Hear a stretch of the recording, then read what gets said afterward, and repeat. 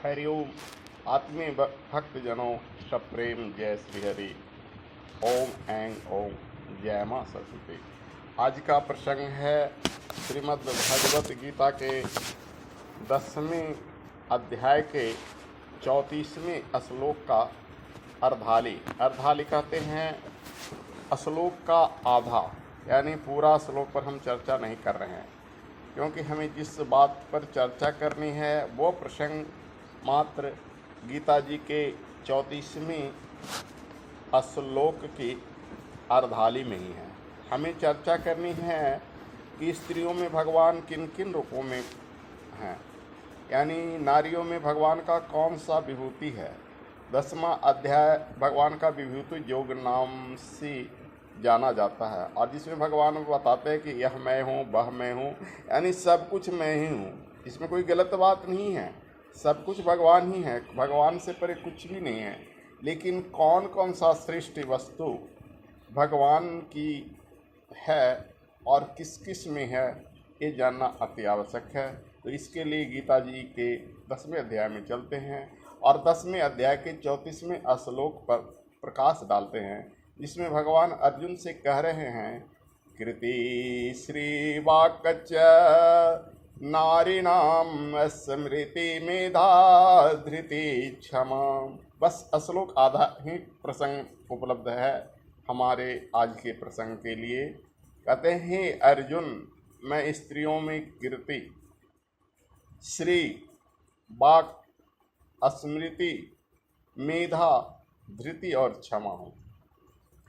स्त्रियों में इन सारों गुणों का होना जरूरी है, वही स्त्री देवी कहलाने योग्य है।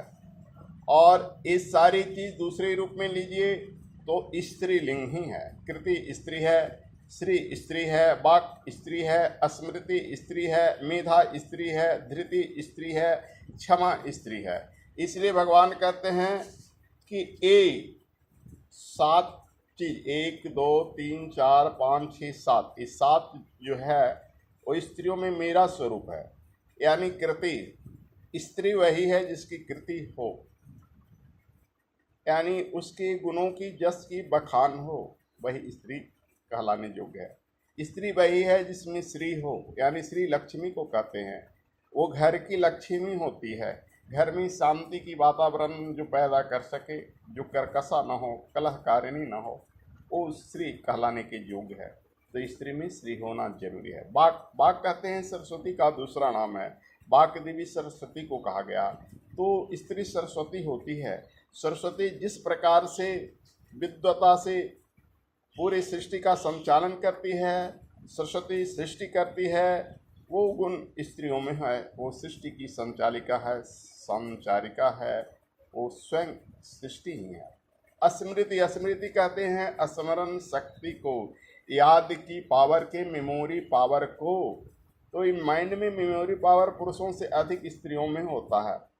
घर में कहाँ किस तरीके से रखना चाहिए, किस तरीके से सजाना चाहिए, कैसे क्या करना चाहिए, सफाई सुथरा से लेकर साज सज्जा तक संपूर्ण दायित्व स्त्रियों के जिम्मे हैं। यहाँ तक मनी मैटर जो पुरुष कमा कर लाता है उसको संभालने के देता है, उसका सदुपयोग करना या दुरुपयोग करना उसकी अपनी क्षमता पर निर्भर करता है।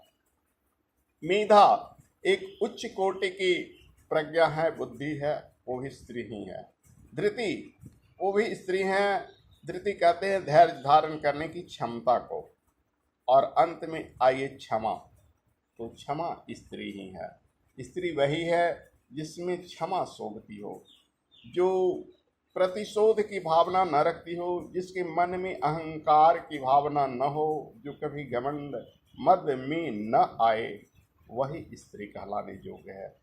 वरना वो जो घमंड में, अभिमान में, दर्प में निरत रहे, वो स्त्री देवी नहीं, राक्षसी का स्वरूप है, वो भगवान का विभूति नहीं।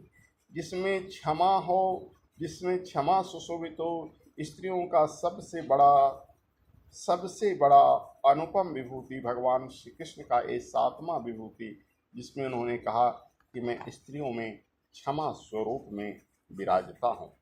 तो क्षमा रूप में, जैसे माँ के हृदय में क्षमा होती है, वैसे ही सिर्फ माँ ही नहीं, माँ के रूप में हो, पत्नी के रूप में हो, बहन के रूप में हो, पुत्री के रूप में हो, या अन्य किसी भी रूप में हो, स्त्री जाति अगर स्वयं को स्त्री कहलाना गौरवान्वित करती हो तो उसके हृदय में क्षमा का भाव होना अति अनिवार्य है।